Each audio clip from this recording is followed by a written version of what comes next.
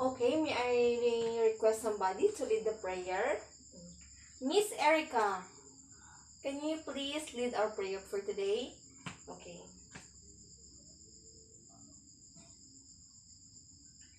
Amen. So good morning, students! How are you today? Are you feeling good?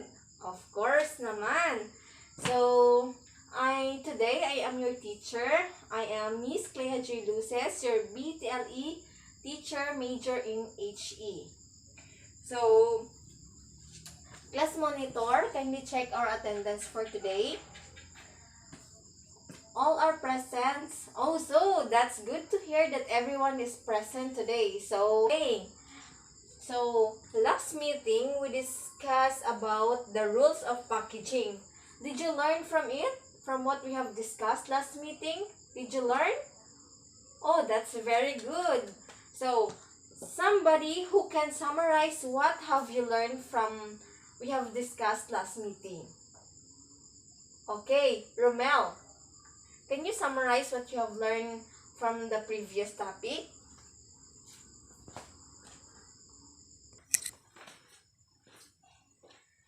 Okay, very good that you have learned, you have knowledge that you learned from our previous topic. So today, this time we will have an activity. I will group you into two groups. Just count off 1, 2, 1, 2 until the end. We have only two groups, so let's count off. 1, 2, 1, 2. Okay, done counting.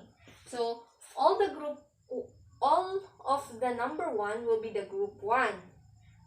Will be assigned here. And the group all who count 2 will be the group 2. Just stay there. Just look at your place. Where are you comfortable for? So this will be the coupon band where you will write your answers later. This will be your coupon band. So our direction. Listen carefully for our direction so that everyone will understand. So list all the compounds we can get from avocado. Do you know what is avocado? Okay, that's good. We have our rubrics for you to be guided. We have the rubrics for you to be guided in answering your activity. So first, we have the cooperation, which the percentage of 10%. Second one is the behavior. We have also 10%. The time management, 10%, the accuracy, 10%, the focus on the task, 10%. We have the total of 100% for this activity.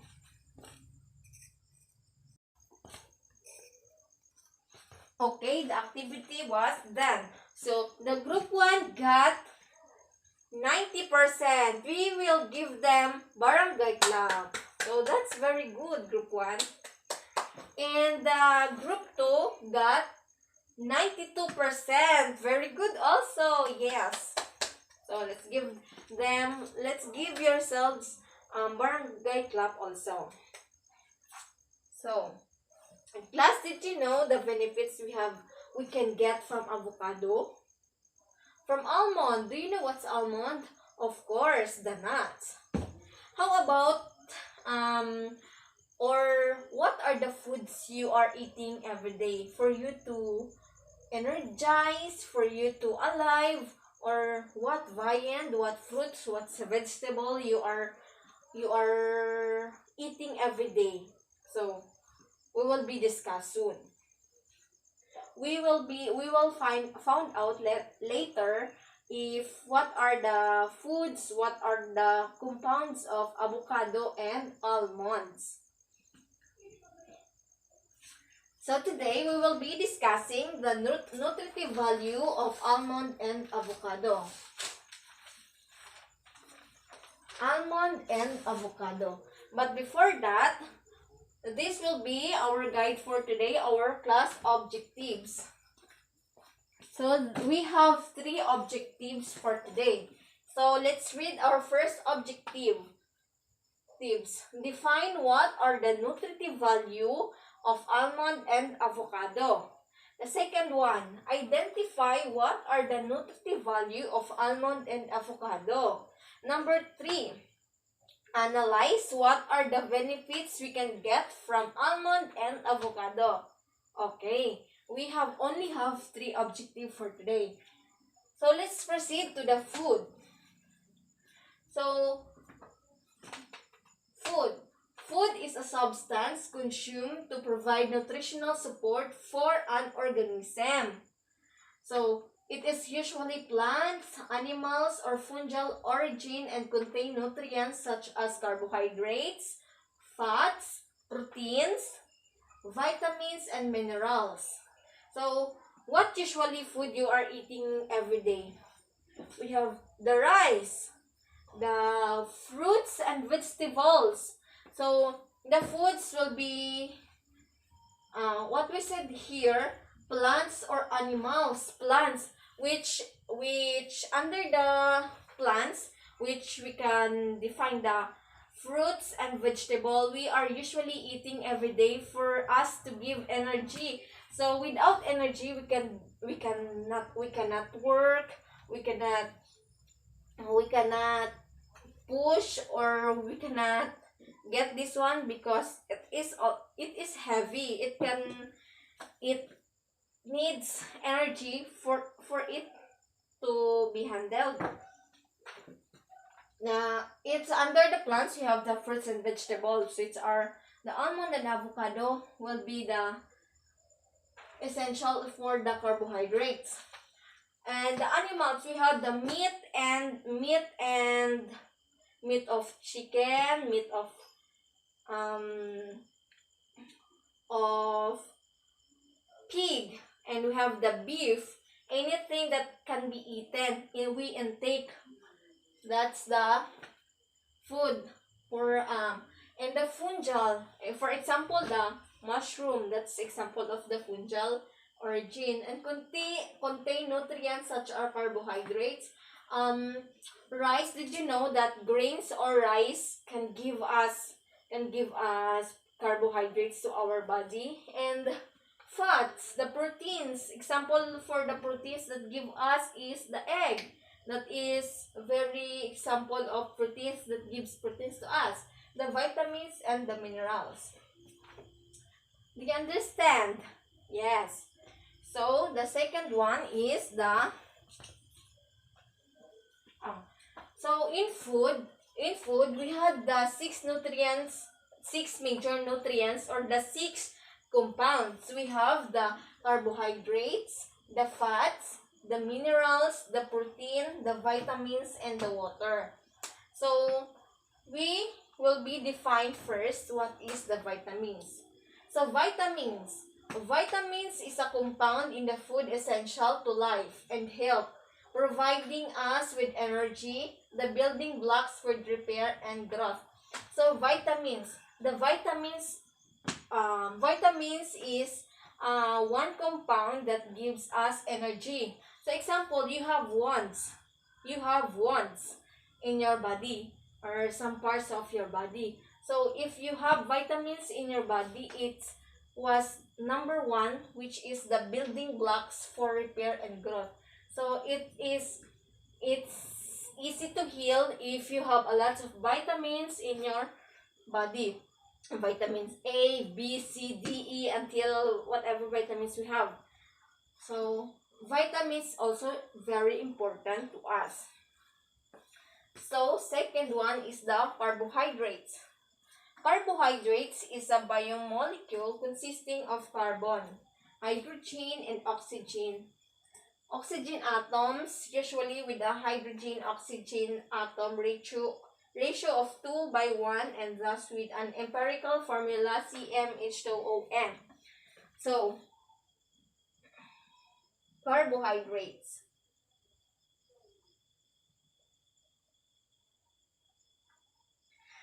They are one of the building blocks for the body tissue. So carbohydrates also is building blocks of body tissue in our body. So it is also very important to our body because it gives us energy and strengthen us to do some works, to do a lot of things for us to survive every day. As a fuel, proteins.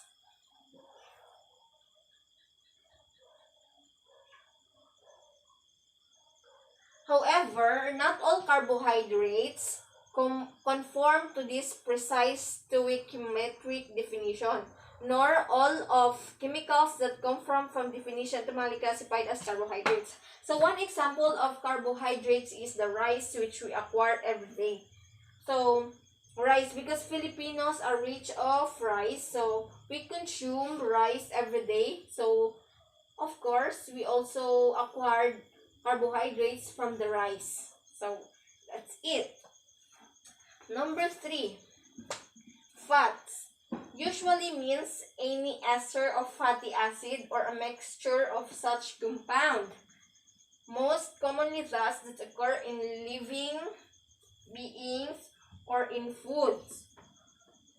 So we can see usually fats in animals or sorry for the Muslims, but in pigs they also have fats. The humans, we also have fats because we are living organisms. So fats usually gets from living organisms, or for example, some example will be the palm oil.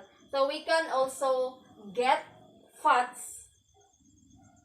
Not fats oil, not usually example of that, but then we can get fats in living organisms.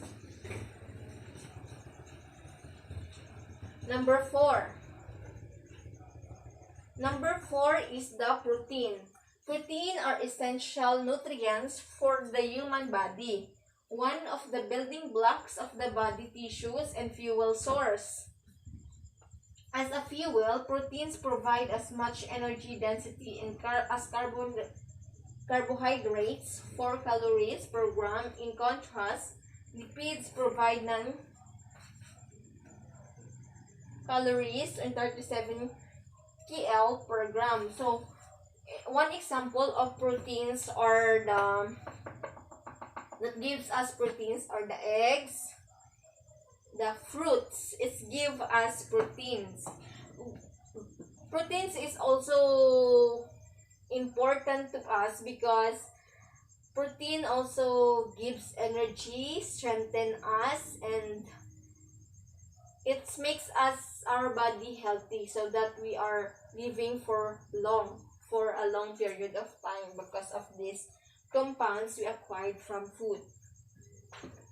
The number 5, water. Water is an inorganic, transparent, tasteless, odorless, and nearly colorless chemical substance which is the main constituent of Earth's hydrosphere and the fluid of all non-living organisms. So did you know, class, that the Earth composed of 75% water and 25% land? So that is according to science. And water also is very important because if we don't have water, we will be all of us will be dehydrated. So it can cause death because if you cannot drink water, you will be weak. So if you are weak, you will die. So what will be the description of water is it is transparent, or you can see it, but you can see it along in this side and the right side, it will be transparent. It is tasteless. No taste. So this is tasteless. Unless you will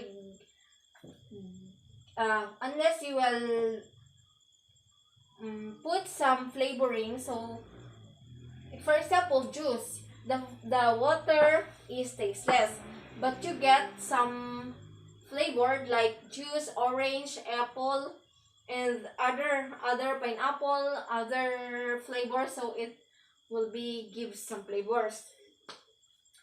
Odorless and nearly colorless chemicals. So this is colorless chemicals or colorless compound. The last one is the minerals. Minerals is a chemical elements required as an essential nutrients by an organism to perform functions necessary for life. So usually we can usually found the minerals in the fruits, but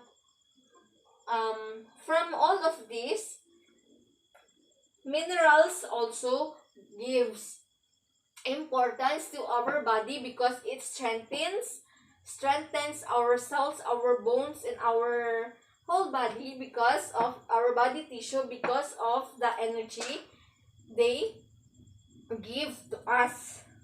So all of these major nutrients and major compounds are very important to our body, very important to individual. Do you understand? Yes, ma'am. So, do you believe, class, that this six major nutrients are very important to us, to our body? To our body.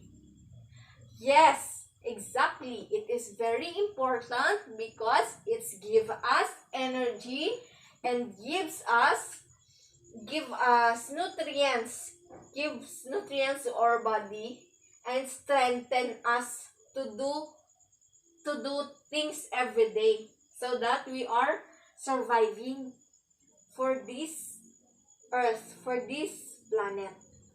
Very good. Okay, today we will be define what is almond. Almond is one of the nuts pala.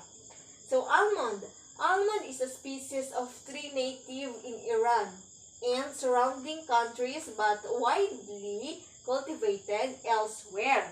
So it spreads all over the world na yung almonds, but it is originated from the USA. And almond is also the name of the edible and widely cultivated seed of this tree. So, almond is a nut that is cultivated and it is a tree. If it is already ripe, it's falling down, and you can add it to the chocolates and other foods. You can add this. So what are the nutrients or the compounds we can see from almond? So let's find out. So let's read, everybody. The energy, which have the nutrients of 575 calories, and percentage of RDA to 29%. Next one is the carbohydrates, which have 21.67 grams and 16% RDA. The protein, 21.22 grams and 38% RDA. With a total fats of 49.42 grams and 165% of RDA. The cholesterol, the dietary fiber, 12.20 grams and 30% of RDA. What are the benefits we can get from almonds? These are the following. Folates, 50 grams. Niacin, 3.385 milligrams or 21% of RDA. Sa pantothenic acid, 0.47 milligram. Pyridosine, 0.143 milligram. Riboflavin, 1.014 milligrams. Thiamine, vitamin A, vitamin B, and vitamin A. So these are the vitamins we can get from almonds. And the electrolytes we can get from the almonds, which we have two, the sodium and the potassium. Sodium have a 1 milligram of nutrients and 0% of percentage of RDE. And the potassium have 705 milligrams and 15% of percentage of RDA. What are the minerals we can get from almonds? These are the following minerals. The calcium, 264 nutritive value from almond, and 26% of RDA. The copper, 0.996 milligram. The iron, magnesium, phosphorus, selenium, and zinc. These are the minerals we can get from almond. And the phytonutrients. So the phytonutrients we can get from the almonds are carotene, 1UQ, and there is no percentage of RDA. And the cryptoshatin, we don't have nutritive value and no percentage RDA. The lutein zeaxanthin, 1UQ and 0% of RDE. So that are the compounds we can get from almond. So how about the benefits we can get from almond? Who can give benefits from almond? Oh yes, Erica, can you give your idea? Okay, very good. Let's give Erica a round of applause or barangay clap. So, this time, these are the benefits we can get from almond. So, almond is a fantastic force of antioxidant. The second one, almond also can protect against oxidative stress, aging, disease, and cancer. So, almond also can avoid cancer, can avoid aging, can avoid stress. So, if you don't want to be stressed, just eat almond. Okay, very good. Almond also have high in vitamin E. So, if you are lack of vitamin E, just eat almond. Almond assists with blood sugar control. So, it helps to the high bloods to lesser than their high bloods. It can help also the almond to lesser their high bloods. Next is can lower cholesterol because it is vegetative or it is nuts. It can lesser your cholesterol, lower your cholesterol. The next one is to prevent harmful oxidation of LDL cholesterol. The next one reduces hunger or lowering your overall calorie intake. So, if you don't want to be fat, almond also reduces hunger. So, it can fulfill our hunger. And harmful are lowering your overall calories. It's lowering our fats. The last one is the effective for weight loss. So if you have heavy weight, almond also helps to be weight loss, to lessen our fats in our body.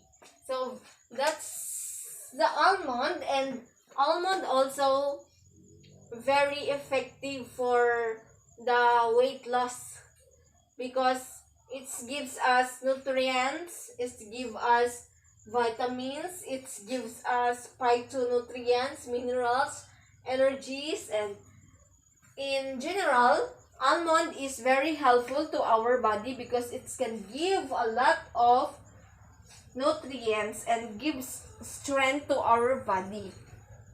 So, the last one is the avocado. So, let's define first what is avocado. So, avocado have a unique nutrition profile. It contains lots of fiber and are rich in vitamins and minerals such as vitamin B, vitamin K, potassium, copper, vitamin E, and vitamin C. So, avocado also contain health benefits such as reduced risk of cardiovascular diseases. So, avocado is very helpful to us because it has a lot of nutrients, a lot of vitamins, and a lot of minerals we can get from avocado that helps our body strength and gives energy to us. So these are the nutritive value we can get from avocado. So just read. Everybody read the nutritional fact of the nutritions you can get from avocado. So what are the nutrients you can get from avocado? Okay, if you want to learn, just read this one. The nutrients you can get from avocado. The first one, the folates, which have 8.1 milligram, and the pyridine, the riboflavin, the thiamine, the vitamin A, the vitamin C, the vitamin E, vitamin K, sodium, potassium, calcium, copper, iron, magnesium, manganese, phosphorus, selenium, and zinc. So these are the benefits you can get from, these are the nutrients you can get from avocado. And aside from the nutrients, you also have benefits from avocado. So these are the following benefits we can get from avocado.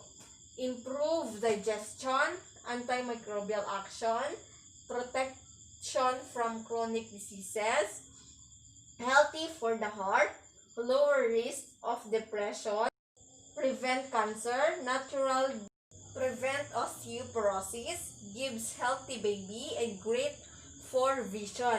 So that are the benefits you can get from avocado. So did you get, class? Do you understand from what we have discussed today? Very good. That's great and excellent for all of us that you have learned from what we have discussed today. So today,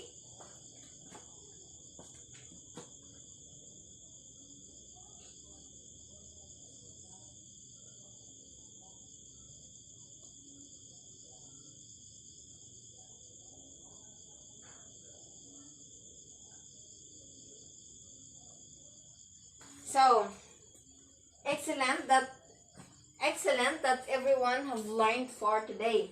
So keep it up, guys, and you've got all the ideas to really study for the lesson. So who can summarize now? What are the compounds we can get from almond and avocado? Yes, Jasmine. Yes, and what else? Another, who can give summarization for what you have learned? For what are the nutritions or compounds we can get from avocado and almond?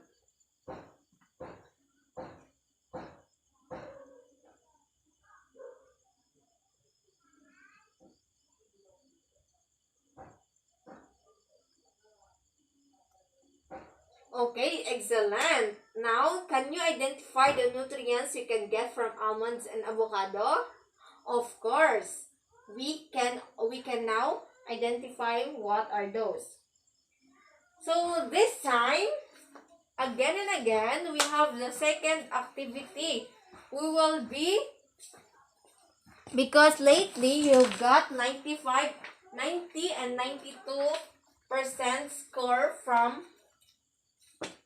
the first activity. So today, with the same direction, with the same group, you will be list all the compounds because I want you to be perfect for what are the compounds we can get from almond and avocado. So with the same group, I will give you also the Kopanban where you will write your activity, your answer.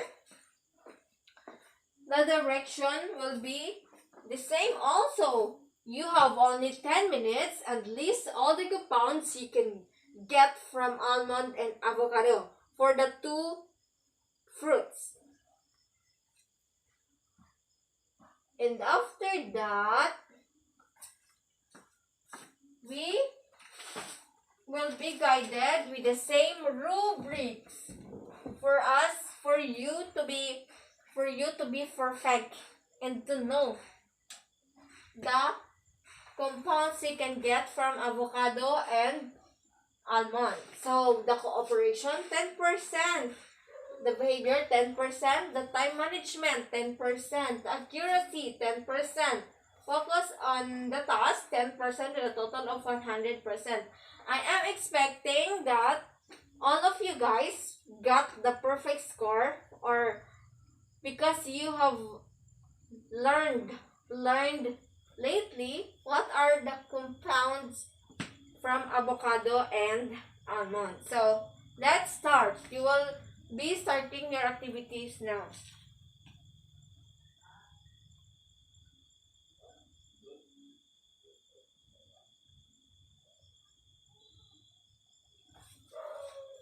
So 10 minutes is over. All are done now.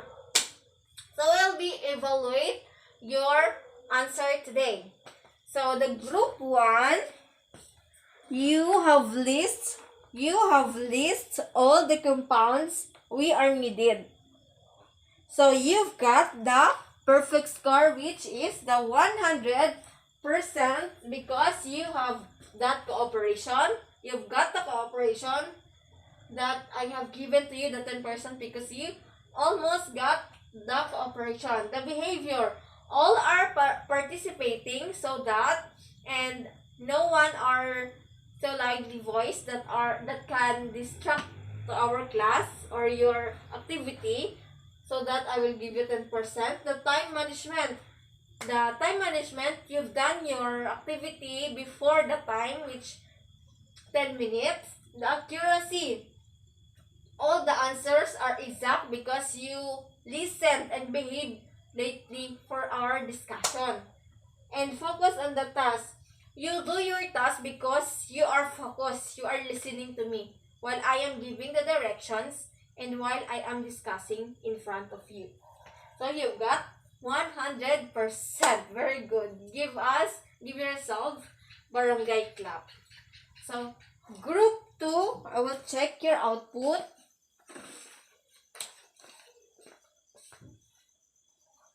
Okay, you list also all of the compounds I have discussed, I have posted here. So you have also 10% for the cooperation because all of your group mates cooperate for the activity. The behavior 10% because you behave. You listen to everybody's opinions and ideas. The time management, also you finish your activity before 10 minutes. The accuracy, because you've listed which is accurate and right from the topic. And you have focus on the task, that's why I'll give you 10%, so that you get the 100% for this activity. So everyone, let's give ourselves a barangay clap. So very good that all of you have listened and behaved while I am discussing here in front of you. So today, your assignment will be research in advance what are the nutritive value of apple, banana, and other kinds of fruit. So take note for this. Take note for this. I will repeat the instruction. Research in advance what are the nutritive value of apple, banana, and other kinds of fruits. That's all. So, I will give you question for today. Do you learn glass? Yes. So why have you learned? Why have you learned from me? Yes. Yes, Shella. Oh, you learn because you listen carefully what I am discussing in front of you. And you internalize. You listen to me and you analyze what are the benefits we can get from almond and avocado. And you, Charm, what have you learned? Okay, you learned that almond and avocado are very important to us because it gives us energy, strengthen us to do something, to do works in our daily living. So, in general, almonds and avocado are important because it gives us energy, vitamins, minerals, carbohydrates, and everything that helps our body strengthen and gives us energy to do work. So it's already time. So for today class, goodbye. See you in the next meeting.